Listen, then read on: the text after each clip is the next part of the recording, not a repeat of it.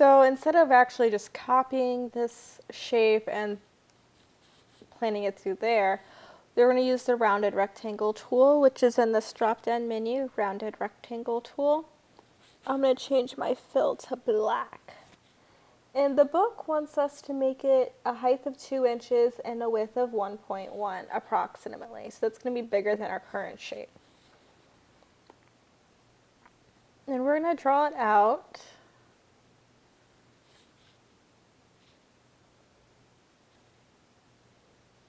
I may need to zoom out a bit. I'm actually going to zoom out a little because I've made it way too big and I need to be able to see where it goes. I did a Command R to bring up my rulers. The 2013 book has you do that. But this 2015 book doesn't. I like to work with my rulers on. If you want to turn them on, you go to View Rulers, Hide Rulers or Show Rulers, or just Command R. I'm just going to bring that shape back in. There we go, height of 2 and a width of 1.1. And it doesn't have to be exact. I had it. And before I release my mouse, I can use my up and down on my keyboard to increase and decrease the amount of radius that curve. And we're going to actually edit it. So we're going, if you kind of highlight over, it should tell you what the widgets are if you drag, and we want a 0.05. So just a very slight curve. And sometimes it's difficult, especially if you're using like a blue or a black background you can't see. You can always go to View Outline and then make your adjustments there. Go back to Preview. And there's actually some other cool things you can do with your widgets here, is what they're called, or corners. So if we pull, sometimes there is, if you look in the book on page 84, step 4, it has sort of these corner type buttons in the control panel. If they're not there, you can actually press this shape button, and you can kind of drag down if you want it to be sort of this scalloped edge, this sort of wide one, but we want them to be round. Here you could also type in the measurements for the radius. You could have some being scalloped and not. So I think that's pretty cool. You have all these options. So we're going to actually do a swatch library on this. There's a lot of stuff to them, but we're just kind of touching them, and you should definitely play with them. So we're going to go to Window, Swatch Libraries, Patterns. Benny says hi again. That's my dog. He's got a lot of stuff to say. So you'll hear him throughout these lectures. Basic graphics, and then we're going to go with graphics lines. And that's going to bring up a dialog box. And there's a bunch of cool different textures and patterns.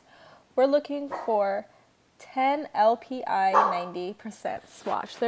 I'm sure there's someone outside, and he does not like it.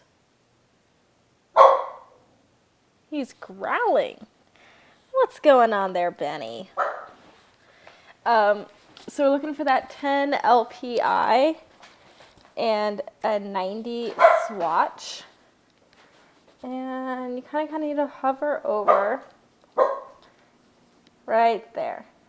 And so it does a pattern for us to look at. And so you can play around with some other swatches on your own time just to see what they have there. But this is what we're going to use for this part of this selection. And it works like a fill. So we had the black fill, and then it attached these lines on, which are actually transparent, and you'll notice that later. So we're going to kind of exit out of this and take our selection tool, keyboard shortcut V, And we're going to make this horizontally centered using our smart guides over. And you don't want too much distance. The book says kind of go off of what it roughly sees like in its figure on page 85. And we're going to make a copy, so we're going to do an Option or Alt drag over. And you'll notice he has a lot of stuff to say. But these bottom brackets over here, underneath the shape, that's kind of the equal distance between them. So you want it to be equal distant to the shape we have in the center, and then you also want it to be horizontally aligned. So Smart Guides kind of helps us take care so we're not guessing around saying, oh no, is this quite there or not? We're going to actually take this rectangle that we made earlier, and we're going to play with it in a bit. We're going to move it down there. So we're going to create an ellipse, and we're actually going to make kind of a half shape with it, which is pretty fun. I'm just going to do a Command S to save our progress. So we're going to pull up our ellipse tool. It is nested up under here with all of our other tools, but I'm going to do a keyboard shortcut L to jump straight through it. You can draw it out like that, but we need a very specific measurement. So I'm just going to do a click in the area, and we need a width of 1.25 and a height of 0.3.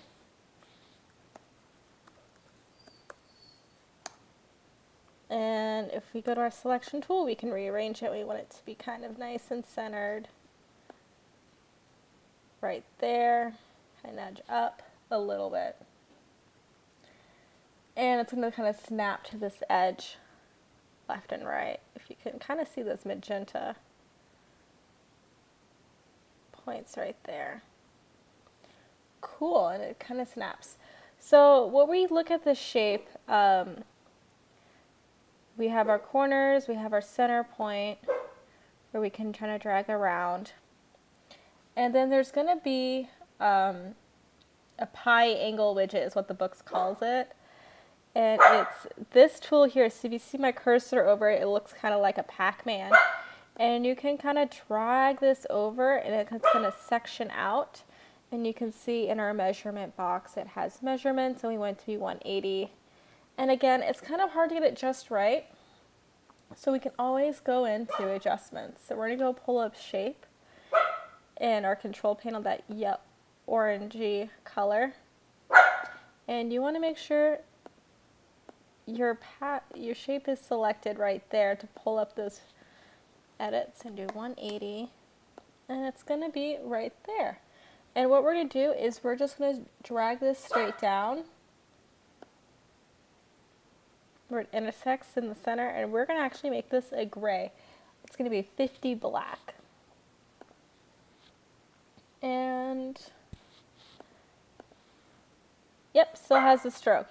Sometimes I forget things have strokes or not, so I always go back and forth. So the next part is we're going to work at the bottom of this satellite that we're creating. And so we're not going to continue with creating a circle in the textbook. We're jumping to page 88 and to 92. And we're going to creating, editing, polygons. So we're just going to scroll to the bottom of this. And we're going to go with our polygon tool. There's not a keyboard shortcut. Kind of right there. And we're going to create a triangle. And the book has us jumping from artboard to artboard, but we actually only really need one. So we can just work right here. So it wants us to turn off the smart guides. And we're just going to hit D on our keyboard, which defaults white fill black stroke. And we're going to go into outline mode too. So we can work on outline so we're not kind of confused. Now if you draw a polygon, it's many shape, poly, many, gon shape. And you can go up and down on your cursor. And if you hold down shift, it kind of straightens it out. We're going to make a triangle. And we're just going to draw this shape that we can. And we're going to draw it like this. Then we're going to adjust the size later.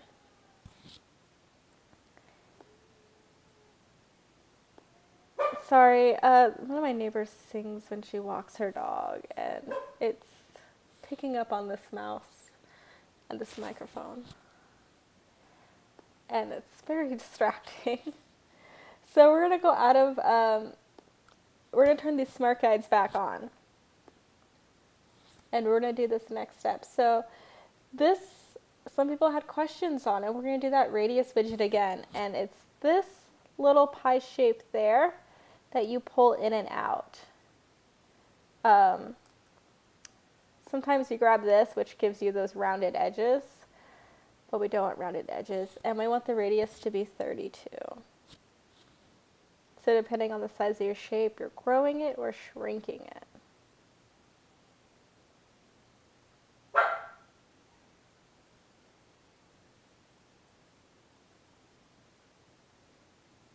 Close enough. It's not going to be exact with my mouse, and try the best I can. We're going to take the center part and try to line it back to the center right here of this. And we're going to actually kind of nudge it in a little. So it's kind of tucked in. And you want it to be aligned with that. Alright, looks about good. And we're going to actually go off the outlines. So we're going to go back to preview. And if you're curious, we're at page 92. And we are going to actually nest, actually we're at page 90. This up under it, and we're going to actually zoom in. So we're going to kind of put an edge to it. And you know, this is, let's go back to outline. It's going to be easier once we're in outline. So what you're going to do is you're going to have these anchor points nested up to anchor points. So the book has you do like hold on to command to pull up the direct selection tool temporarily, but we're just going to go back to direct selection tool, keyboard shortcut A. Try this anchor point where it kind of hovers and says anchor, and you want it to kind of nest over to the other anchor point if you can. And this part gets a little tricky. And you keep moving things by accident, always do a Command Z.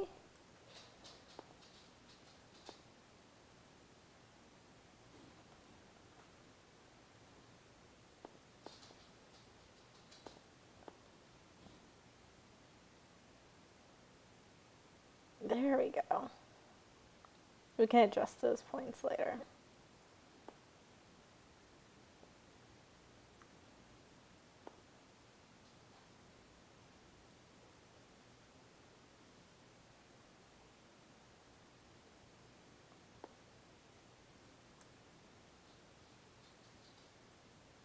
There we go.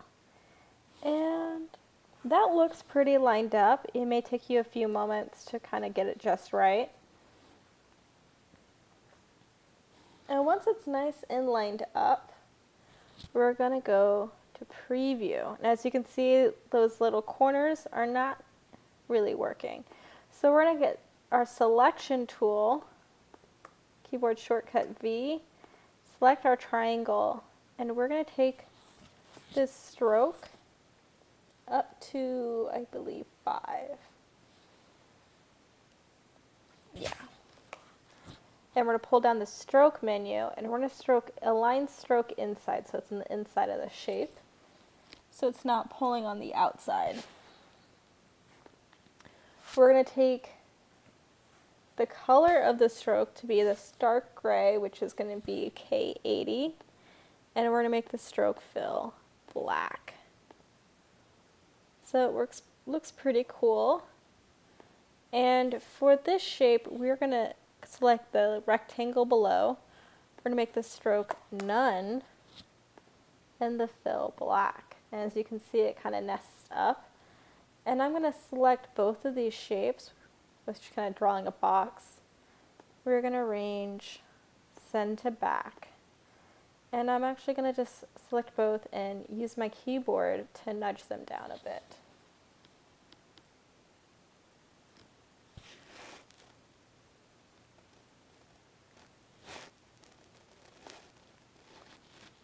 And the inside stroke didn't actually go to 5.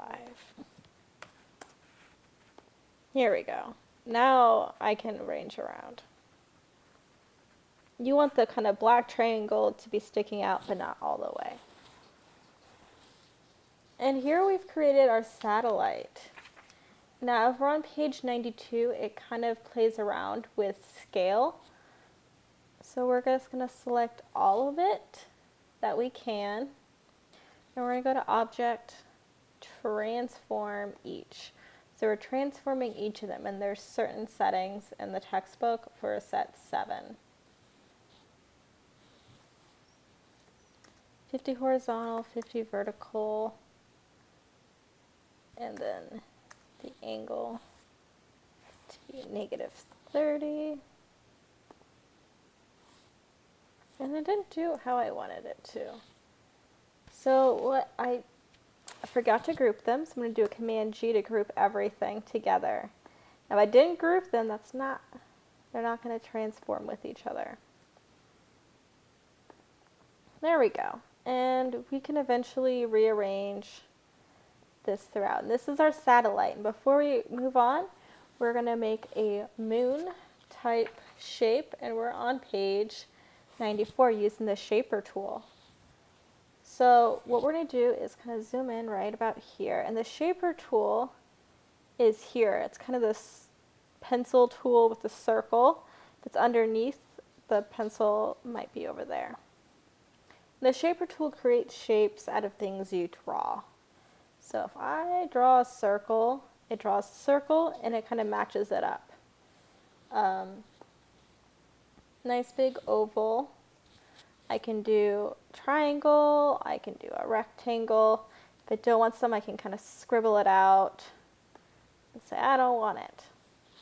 So we kind of have an oval, and what we're going to do is we're going to edit it. So we're going to click on this with the shaper tool, and you can see we kind of can move things that way, pull it in and out. If it's got these crosshairs, that means it's going to be actually a perfect circle that we want, which I think is pretty cool. What we're going to do is going to open up this transform panel to get an exact size. We want it to be about 1.2. Hit this link button. It's going to constrain both of them.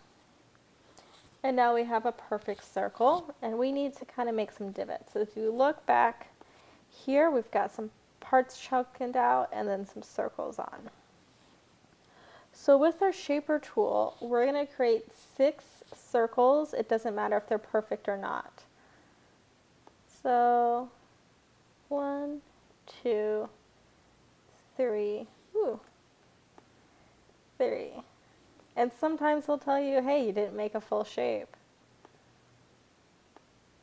3, 4, 5, 6. Now with these tools, I can take chunks out by just doing a scribble, and it kind of wants you to do like every other. Now since I only did part of it is still there, and I can just scribble under there to make sure each part is taken out. And if I want to add these to this, I can scribble in, scribble in, scribble in. So I got parts that chunked out, and I can even adjust these shapes because the shapes are still there. And if I click on them, you can see the bounding box right there. I can adjust the size, the location, things that, maybe I want it to be nice and flat and just have a nice, unique look to it. I think this one right here might be a bit too tall. There you go. So I'm pretty comfortable with it. If I zoom out, I have my satellite and my moon that I built with the shaper tool. So this is the first part that we've completed. I hope this kind of answered some questions and helps you build on for this unit. So stay tuned next. We're going to build the background of this, working on the star, the night sky, and whatnot. And Benny will be here still. So I'll see you soon. Bye.